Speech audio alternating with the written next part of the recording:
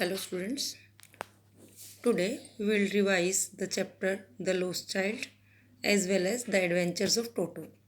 The Lost Child. This is the story of a child who goes into a fair along with his parents.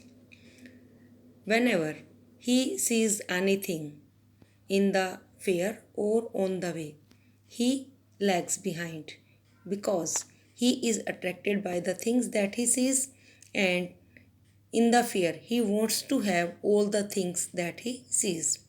He time and again asks his parents to buy him the things, but they never. In the middle of the fair, he is lost, and now he is away from his parents. When he is lost, a man finds him, and to soothe him, he offers him all the things that he earlier wanted when he was along with his parents. But now he doesn't want any of the things because now his only wish is to find his parents to be with them. Look, it was the festival of spring. From the wintry shades of narrow lanes and alleys emerged a gaily clad humanity.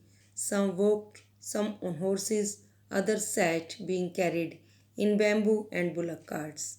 One little boy ran between his father's legs, brimming over with life and laughter. It means spring season is there, and from all the ways, from all the narrow lanes, the people are coming towards one side. Some are on horses, some are on foot, some are in bullock carts, and one boy is going along with his parents.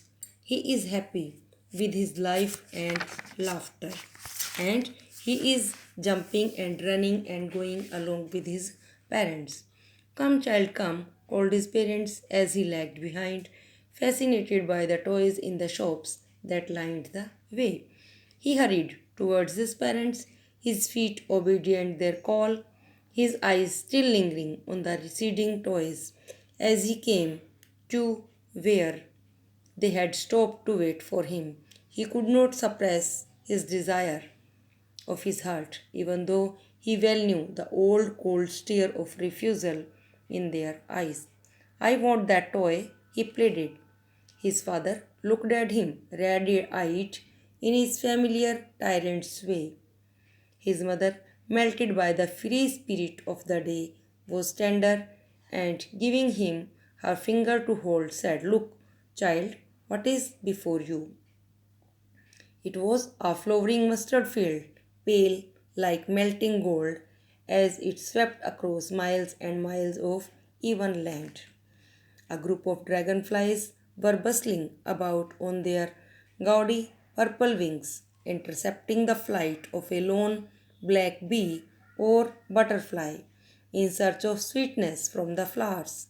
The child followed them in the air with his gaze till one of them would still its wings and rest, and he would try to catch it, but it would go fluttering, flapping up into the air when he had almost caught it in his hands.